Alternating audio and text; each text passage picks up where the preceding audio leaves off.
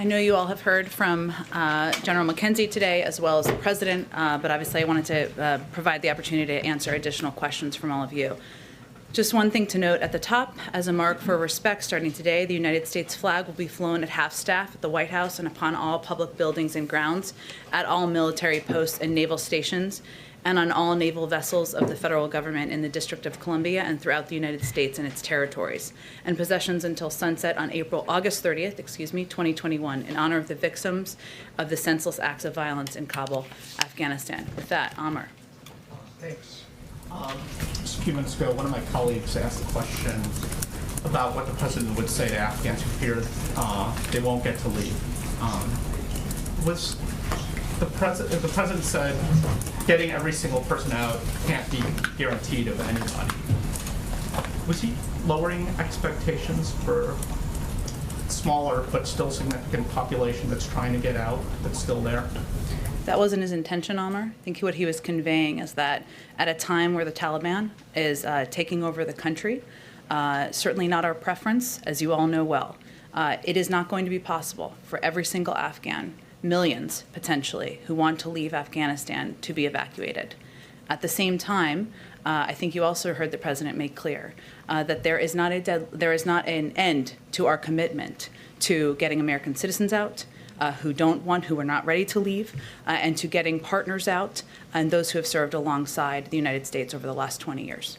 And just real quick, on the Taliban, they are in charge of the perimeter.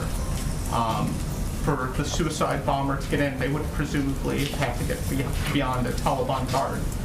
So why isn't the Taliban in part responsible for what happened today? Well, I think General McKenzie addressed this earlier this afternoon, and he made clear, and I understand your question is slightly different from that, but I think it's worth repeating and important to repeat, that we don't have any information at this point in time, and that has not changed over the last couple of hours to suggest that the Taliban had knowledge of or was engaged in or involved in this attack. Obviously, what happened today and the loss of lives of U.S. service members, of Afghans, is a tragedy, is horrific, is one of the worst things, if not the worst thing we've experienced during President Biden's time in office. But again, we don't have any additional assessment at this point in time. Go ahead. Just a few things, Jen, to clarify. Thank you. He talked about the ongoing mission to get people out after the 31st. But to be clear, as of tonight, is it still the plan to get all U.S. forces out by August 31st? Nothing has changed on that timeline. Okay. Did the president, based on his public comments over the last few days, did the president see this coming? Well, I think what you have seen the president say, and many members of our military and our national security team say, is that we have been closely watching and assessing the threat of ISIS-K, and that we have had increasing concern about that threat growing over the last couple of days. So this has been a concern that we have been watching, and we saw, of course, the tragic events happen today. And what does today's attack say about the U.S.'s ability to keep the terrorist threat in check once the U.S. pulls off military forces out of Afghanistan? Because this is something he talked about in early July when he reiterated what the plan was. You're right, and I appreciate that question. I think it's important for people to know and understand that the threat that is posed by having thousands of U.S. military on the ground, still currently on the ground, implementing a mission, committed to a mission, as you heard General McKenzie and the President also say, that is a threat. They are a target. People gathering around the airport, that is a threat, that is a target. But ISIS's ability to target individuals who are on the ground in Afghanistan is very different from ISIS's ability to attack the United States and attack the homeland. And we will maintain and continue over the horizon capacity with presence and partnership with countries in the region to ensure that they don't develop that ability. Do you know yet if he would go to Dover to greet the caskets of those that were killed? I'm certain the president will do everything he can to honor the sacrifice and the service of the lives who were lost today. I will note you didn't ask this question, but some others have asked it, and he didn't have the opportunity to ask it. So let me provide or answer it to provide you an update on. I know some have asked about whether he's called the family members, and for those of you who have covered this, you know the process. But for those of you who have not, or people who are watching at home, the process would first go through the Pentagon. There is a next of kin notification process. I know General McKenzie spoke to this earlier today. That is the process that is still underway at this point in time. Until that process concludes, the president would not make a call because that's the first step in the process. And then in terms of additional steps such as Dover, of course, he would consider and want to be a part of any means of honoring the lives that were lost today. Go ahead. Thank you, Jen. General McKenzie described this, one of the explosions at the Abbey Gate happening at a point after someone had been searched by the Taliban. How is the United States still going to work with the Taliban the way that the president is describing, or just did in his remarks, to get American citizens and Afghan allies out if that is what we're working with? Look, I'm not trying to sugarcoat what we think of the Taliban. The Taliban is not, they're not a group we trust. They are not our friends. We have never said that. It is also the reality that the Taliban controls large swaths of Afghanistan. And to date, because of coordination with the Taliban, we've been able to evacuate more than 104,000 people, save 104,000 lives. And that coordination is necessary in order to continue our evacuation measures. Now, I understand your question, Peter, and the questions of others on what they knew or what their role was. There's no assessment we have at this point in time of their involvement in this. Obviously, that's at this time. If that changes, we will let you all know. And does the president really think that they are going to be reliable partners if we're already getting reports that they're not letting Afghans to the airport and the U.S. is still at the airport? Well, I think you mean after the 31st or moving over the next couple of days? Well, we've heard that it's already happening. So does he think that's going to get Well, better? I note also that, as the president just said, more than 7,000 people have been evacuated over the course of the last 12 hours. That is while there was an active attacks that were happening. Those are individuals who were let through gates, who were let onto planes, and got us well over 100,000 people who have been evacuated. Again, this is not about trust. This is not about relying on the Taliban as an equal partner. No one is suggesting that. But because they control large swaths of the country, including a lot of the security perimeters around the airport, we have to coordinate with them in order to get people out. We'll continue to do that. Go ahead. But so one more thing I would say is that we have an enormous amount of leverage. This is our view. Over time. That includes economic leverage. It includes leverage that we will make clear to the Taliban as it relates to coordination to continue to get American citizens and our partners out. Go ahead. Jen, there have been reports of explosions happening throughout the afternoon in Kabul, or evening now, obviously, and some reporting to indicate that this is the beginning of a process of the U.S. military beginning to destroy equipment on the ground. Can you confirm that that's what's taking place? I would refer you to the U.S. military on specific steps of their retrograde process, which, as we know, would have to take place in advance of a departure. And then in terms of what we've heard from the Pentagon and then the president just articulated, which is his confidence that they have enough troops on the ground at this point to continue to facilitate the mission. I guess the question is, how can that be the case given what we saw today, the tragic loss of life? Doesn't that call for additional troop levels potentially needed, reinforcements needed on the ground? And additionally, what is the concern for the ongoing threat that ISIS-K continues to pose to these efforts? There is an ongoing threat. And every day that our troops are on the ground, they are at risk. And that's a reality. And as you saw the Pentagon brief out earlier today, these were attacks that we had obviously had intelligence in terms of over the last several days of our rising concerns. But I will tell you that as it relates to your first question, Mike, I've been sitting in these meetings as well, and every single meeting the president asks the Pentagon, nearly every meeting before they conclude, is there anything else you need to conclude your mission? Do you need equipment? Do you need troops? Do you need resources? He's asked them that again today as it relates to completing their mission over the next coming days and going after the individuals, the terrorists who killed service members today as well. Go ahead. Thank you, Jen. You just noted you were in some of these meetings today. Was there ever a point where the president was reconsidering this deadline of having all U.S. forces out by August 31st? No, and here's why. The president relies on the advice of his military commanders, and they continue to believe that it is essential to get out by the 31st. That is their advice. And there are several reasons for that. One is the ongoing threats. And the second is that we want to be able to have the ability to get individuals out who have been partners of ours after the 31st. And they believe the best way to do that is to stay on that timeline at this point in time. And does the White House still anticipate that those flights of mass evacuations will end before the actual 31st? I'm not going to get into an operational timeline of when the last evacuation flight will be, and I don't expect the Department of Defense will do that either. We will let you know, as we have twice a day, as we have updated numbers. One more question. Is there an alternative plan being discussed for how to get these people who are seeking to leave to the airport, given it is potentially perilous to go and wait outside the gates right now to get in? There are a range of operations and operational approaches that our commanders and military on the ground have been utilizing over the course of several days, if not more. I'm not going to outline those from here, but that is why they're in touch with American citizens, why they're in touch with partners we're working to evacuate, to get them safely to the airport and evacuated at the appropriate time. Go ahead.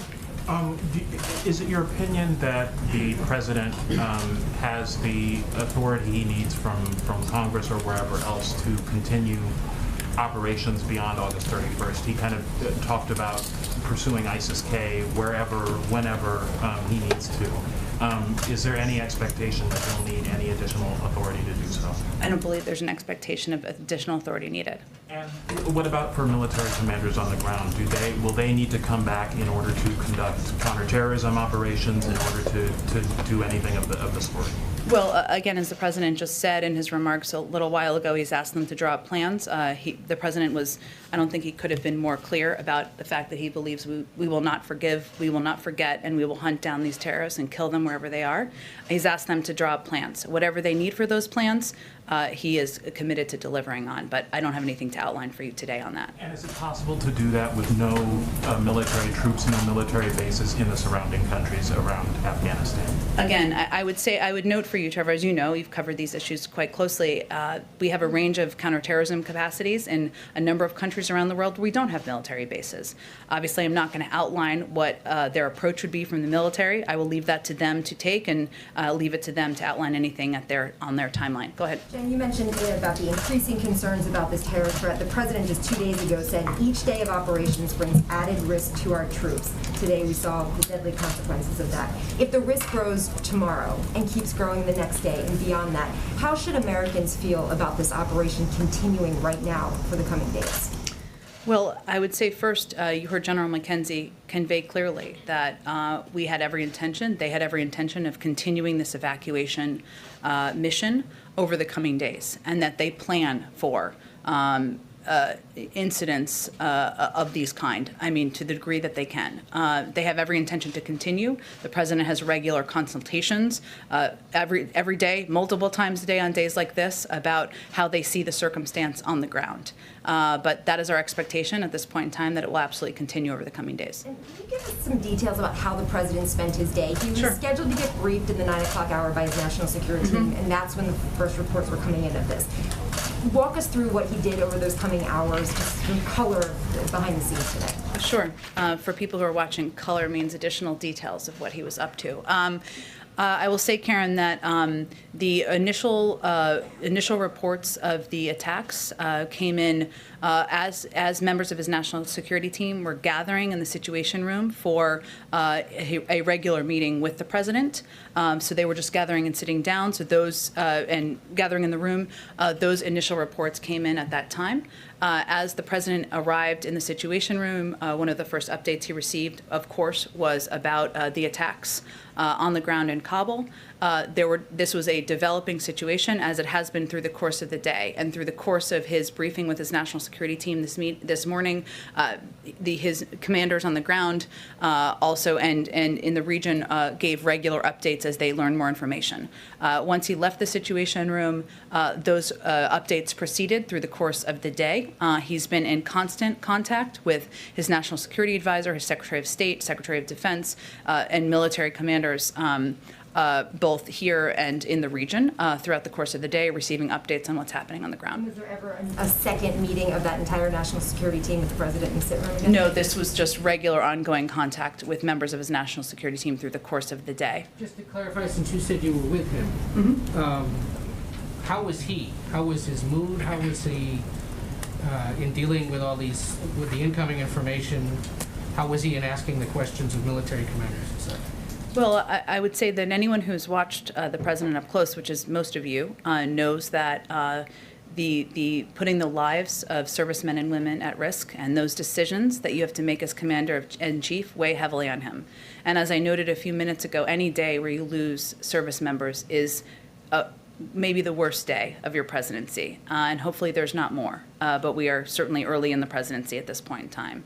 So I would say, he was somber, and as he said today, outraged at these terrorists taking the lives of service members. And he wanted to make clear to the public, he wanted to have all the information that he could before he spoke to the American people, so he could convey exactly what we knew at the point in time where he addressed the public. And he has wanted very detailed updates of exactly what we know about what is happening on the ground. And that is why he's been in constant contact with members of his national security team. Sorry, just quickly, can you confirm the reports that it is now 13 U.S. service members who have died? I would leave that to the Department of Defense to confirm any additional casualties. Go ahead.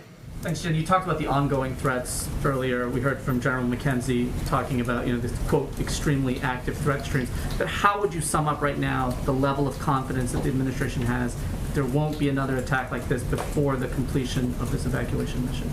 I can't give you that assessment. As I think our national security team has said, members of our national security team, these are ongoing threats. We are watching them closely, but I can't give you that assessment from here. Go ahead. Can you speak a little bit to what the impact on flights has been? You've been touting U.S. and coalition flights, but this attack has slowed some of those flights from coalition partners. Other countries are now out. Does this restrict bandwidth that you thought you would have for the next 5 days to get people out? Are fewer Americans and Afghan allies, SIVs, et cetera, going to get out because of this attack? It's a good question, Josh, and one of the reasons we put out the numbers twice a day is because we want you all to have an understanding of how many people were able to get out. I would note that more than 7,000 people were evacuated over the last 12 hours. Those include members from coalition partners, and we're working now, and this is one of the pieces the president's been focused on, is getting as many people out and onto these planes as possible, even as we're working to address these security threats on the ground. But I don't want to give you a prediction because our U.S. military is incredible, and they are working even while they are facing these security threats to continue the evacuation mission. What do you believe to be the case at the airport now, I suppose, not particularly at this hour, given the time would be there. Can Americans go? Should Americans go? Are Afghan SIVs getting through Taliban checkpoints and to the airport? Are you still discouraging them from doing that? What is the situation on the ground in that perimeter? Again, Josh, I would say that we are giving very specific direction to individuals, American citizens and others, on when they should come to the airport, where they should meet, how they should come to the airport. We're obviously not going to outline or detail those from here or in any public manner, but that is certainly the direction we would be giving to people, to pay attention to the security alerts and to pay attention to notifications and contacts they're receiving from us or coalition partners. I'm sorry, just to clarify, there were warnings that led up to this attack. Other countries have been warning, the administration has been warning this is a dangerous situation, etc. Can you speak to whether there was specific indications that this was being planned, and if so, do you have specific indications that other ones are being planned now? I'm not going to get into specific intelligence, but I will tell you and confirm for you that the threat is ongoing, and we are continuing to watch and assess the threat. Go ahead. Thanks, Jen. President Biden has spoken a lot about the need to end the forever wars. Mm-hmm. How do you end the forever wars in Afghanistan if you are still, or if the United States is still continuing to attack ISIS-K? Well, first I would say this is a specific case today where 12 individual service members and 15 who were wounded today. And certainly I would expect any president of the United States would be clear that he will avenge those deaths and the acts of terrorists. And I don't think that came as a surprise to anyone. But the president stands by, as he outlined to all of you just in the last hour, his commitment to bringing an end to this war, as he has implemented over the course of the last month. And what we're talking about here is avenging these deaths from terrorists. We're not talking about sending tens of thousands of troops back for an endless war that we've been fighting for 20 years. If I may ask a bit of a related question to Josh. When the Obama administration was bringing in Syrian refugees, there was a lot of pushback from various states and locales about refugees coming into their communities. How do you see that situation this time around? Is this going to be different, or do you anticipate those same kind of pushback and hard feelings? We will see. But I will tell you that what we have been working to do is to work closely with governors, with localities, with local leaders to give them detailed briefings on what our vetting process looks like, what the background check process looks like before any individual comes into the United States. And that is a background check process that's thorough before they are allowed to come in and step on U.S. soil. We also know that there are some people in this country, even some in Congress, who may not want to have people from another country come as refugees to the United States. That's a reality. We can't stop or prevent that on our own, but we are going to continue to communicate our intensive vetting process, and we've been working hard to do that behind the scenes, and we're going to continue to convey clearly that this is also part of who we are and part of the fabric of the United States, and not back away from that. Go ahead. Thanks, Jen. There is an American that's been detained by the Taliban since last year. His name's Mark Freerichs, and I'm wondering if the administration has been in negotiations to release him as part of these broader negotiations with the Taliban. We certainly raise his case in every opportunity, and it has certainly been raised, but I don't have any update on that case. And then you've said that there's a threat for these remaining days that U.S. troops are in Kabul. Are there any additional precautions that are being taken to protect these troops? Obviously, you're not going to send in additional troops, but are there any sort of other precautions that are being taken? I don't think I'm going to get into operational details of what is happening on the ground. Certainly, there are steps taken to protect our troops on the ground by the commanders who are leading the efforts on the ground. Go ahead in the middle. Oh, go ahead. Thank you, Jen. Just last week, the president said the following. We made it clear to the Taliban that any attack on our forces or disruption of operations at the airport will be met with swift and forceful response. Was this an attack? Were our forces targeted? Was this at the airport? Were our operations disrupted? And if indeed it was, would this qualify as a swift and forceful response? I think the president just addressed exactly that when he said, "We will not forgive, we will not forget, and we will hunt you down." When he spoke just an hour ago. Bombers, people who live so that they can kill themselves? He was referring to the attack of terrorists from ISIS-K who launched this attack and killed U.S. service members. I don't think he. Going after them regardless of whether they attack service members. I don't think he could have been more clear. Go ahead. Yes, Jen. At least 67 House Democrats now have signed on to a letter asking the president to raise the refugee cap in fiscal year 2022 to at least 200,000. I think you're looking at about 125,000 right now. Is that something that the White House is willing to accept? I have not talked to the president about this specific question. What I will tell you is that what we are trying to do is get our muscles working again, both in our systems and the incredible refugee groups that are working on welcoming refugees from around the country and working on getting our vetting processes and systems around the world that need to be in good shape in order to welcome refugees, to get as many as we can. But I have not had a conversation with him about raising the cap beyond the 125. As you said, I'm happy to do that. Go ahead, Eli. Given that Kabul has been the only departure point in the country, I wonder if the administration knows how many of the American citizens left, green card holders, SIVs, that are in the country still are outside of Kabul, and if there have been or may be in the future efforts to go out and rescue people from those more far-flung places. Yes, on your latter question, I'm not going to get into more details and will continue to be. On your former question, the vast majority are within the Kabul vicinity. But as the State Department provided an update a little bit earlier today, but I know there's been a lot happening today, so let me just reiterate a couple of these numbers. Of the 1,500 that they briefed on yesterday, roughly 500 have been evacuated. And so we're talking about roughly an additional 1,000 that we believe remain in Afghanistan. The vast majority, over 2/3, informed us they were taking steps to leave, and we are in touch with. That is what we are working through and what we are focused on every single day. And so just to be clear, you're saying that those missions, even if you have to be vague about it, they have taken place at times? I'm not confirming if they have or haven't. I'm just going to convey to you, I'll leave that to the Department of Defense. What I will tell you is that we are committed to getting American citizens home and out of Afghanistan should they want to leave. And that includes people around the country. Go ahead. Thanks, Jen. Earlier today, General McKenzie said that right now they are focused on other active threats to U.S. service members there on the ground. Are all the threats the U.S. is currently facing from ISIS-K? Are there other groups that may be bad actors? I'm just not going to detail additional information about ongoing live threats. And do we know if the president still feels as though the chaos and the violence that we've seen there on the ground in Kabul was all unavoidable, even at this point? You mean from about 11 days ago? Yes.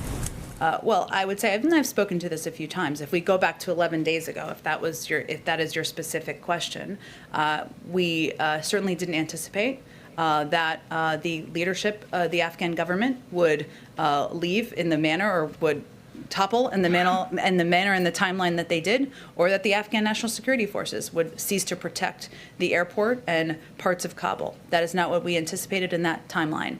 That is true. What I will say and reiterate again is that within 24 to 48 hours, we had secured the airport, and since then we've evacuated more than 104,000 people. Thank you. Go ahead.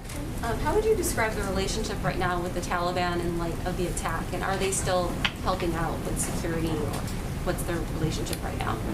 Again, this is not a friendship or a relationship where there is trust. It's based on trust, but we are continuing to coordinate to move American citizens, to move Afghan partners and our allies out. And the fact that we have evacuated 7,000 people in the last 12 or 13 hours now is evidence of that.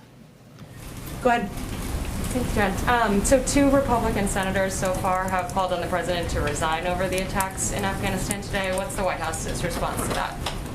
I would say first, this is a day where U.S. service members, 12 of them, lost their lives at the hands of terrorists. It's not a day for politics, and we would expect that any American, whether they're elected or not, would stand with us in our commitment to going after and fighting and killing those terrorists wherever they live, and to honoring the memory of service members, and that's what this day is for.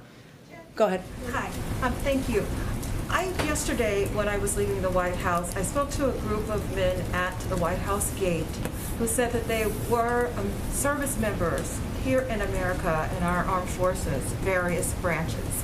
They had their photos on posters, and they are seeking help for their families. We've prioritized which groups we are helping, namely those who have helped us in the mission, but they are not, they're currently in military, but they are not people who fit the description or the criteria for getting assistance. However, in our interview, they told me that they are getting assistance. Can you speak to this prioritization and who really is eligible to get assistance going forward, considering what happened today? I know you've already spoken to it, but can you drill down a little bit to make sure people know who we are allowing into the country at this point? I'm not sure that I totally understand your question, but let me do my best. American citizens, which I assume these U.S. service members are.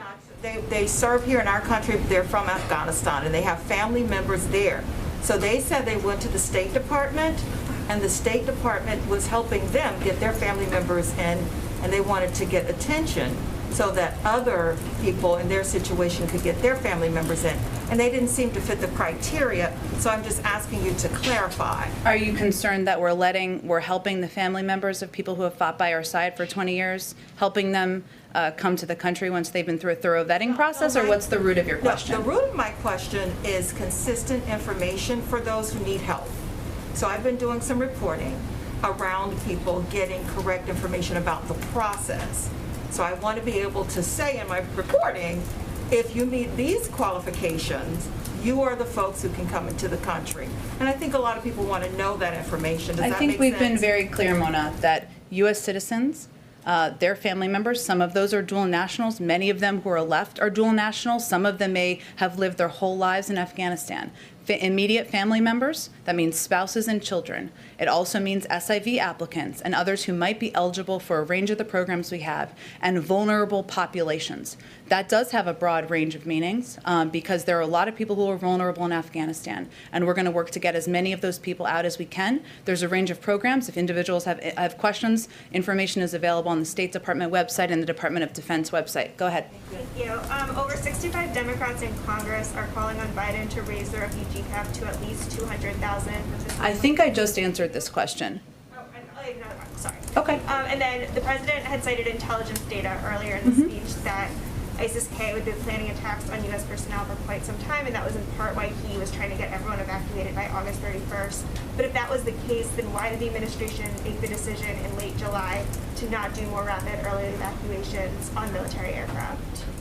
Well, first I would say that we have, over the course of the last 11 days, evacuated more than 100,000 people.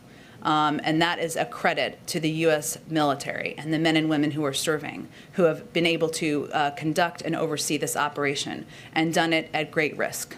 And that was an operation that began, again, just 2 weeks ago. Before that time, we'd also evacuated a number of people. I can't speak to what the difference of the ISIS threat would have been, but obviously that has been increasing over time, which we have spoken quite publicly about. Go ahead. Thank you very much.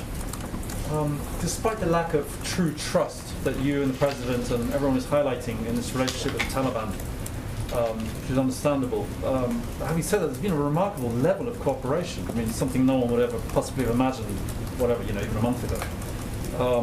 And as the President was saying, it's actually ongoing now, despite the incident. They're, kind of helping try and deal with this. Given that, after the 31st, is it actually conceivable that there could be some kind of longer-term relationship on the mutual interests that the President talks about, security, humanitarian aid, and whether you call it recognition or not, you're basically working alongside the Taliban authorities in Afghanistan long-term? Well, I would say first that we will continue to work to get people out of Afghanistan even after the 31st, and we will need to coordinate with the Taliban in order to do that. I'm not going to label that a partnership or anything other than continued coordination. And we, again, believe we have a great deal of leverage in order to implement that commitment. On other issues, beyond the evacuations, let's say that gets done, hopefully it is done. Mm-hmm. But there's going to be all sorts of other things. There's going to be the security, the terrorism, the humanity, from their point of view, the humanitarian aid. Could you see this kind of mutual interests agenda continuing with them? I don't want to get ahead of where we are. Obviously, we are committed to continuing to deliver humanitarian assistance to the people of Afghanistan. There are a range of international partners who are committed to doing the same thing. The United Nations also will continue to have a presence on the ground, which will be a mechanism for delivering a great deal of that assistance. And I would just reiterate again, we would need to have a continued coordination in order to continue to get people out and evacuate them, as we are going to plan to do after the 31st. Go ahead. Well, go ahead, Shelby. Thanks. I just have two for you. This morning, Kirby tweeted that the evacuation operations in Kabul won't be wrapping up in 36 hours, and that they'll be evacuating as many people as they can until the end of the mission. What does the administration define the end of the mission as? Is it the 31st, or is it once we evacuate everyone that the administration has promised to get out? The end of this mission, yes, the 31st. But our commitment to getting American citizens out who may not be ready to depart continues. There is no deadline there's no end of that timeline, I should say, to getting our Afghan partners out. And I think he put out that tweet, John Kirby, as the Pentagon spokesperson, put out that tweet because there was a great deal of reporting that was inaccurate, that we were ending evacuation flights tomorrow, and that is not accurate. And then just one more. The president promised earlier that they'll continue to get any American who wishes to get out of Afghanistan out even after the 31st. How is the administration going to ensure the safe evacuation for U.S. citizens without troop presence when, even with troop presence, we just saw this attack happen? Well, again, over the last 11 days, we've evacuated 104,000 people, including the vast majority of Americans who were in Afghanistan. But our commitment does not end, right? We are continuing to work to get every American citizen who wants to leave out before the 31st. We will need to continue to coordinate with the Taliban in order to get people to the airport and out from the airport. Those operational details and discussions are ongoing, and as we have more to report to all of you, we will provide that information. Go ahead. Thank you, Jen. Moments ago, you said that the commitment doesn't end at the end of the month, and that despite August 31st, the commitment remains. During his remarks moments ago, the president said that we were going to try and get, quote, as many people out as we can. Is he trying to prepare the American public for a sort of harsh reality that some Americans might still be left on the ground there when we leave? There are some Americans who may not have decided to leave by the 31st. That is possible. Many of these Americans who remain are dual citizens. They may have extended family members, 20 family members, 30 family members, others who they want to bring with them, and they're not ready to make that decision yet. Our commitment to them does not end. We will continue to work to get them out. But his objective and focus and laser focus, which he asks for many updates a day on, is getting every American who wants to leave out now in the next few days. That is what our U.S. military is working to deliver on. Jen, Go ahead. A quick follow-up to that. What are those Americans supposed to do on September 1st? We have been reaching out, in touch with every single American who has reached out to us and we have contact for via phone, email, text, WhatsApp. That will continue. That will continue. But our focus right now is on getting every single American who wants to leave out in advance of the 31st. Jen? Go ahead. Jen. Jen, given that you had intelligence about the attack, even as I understand it, down to the very gate, but weren't able to stop it, what hope do you have of thwarting further attacks that the President told us just now, and I quote, were inevitable?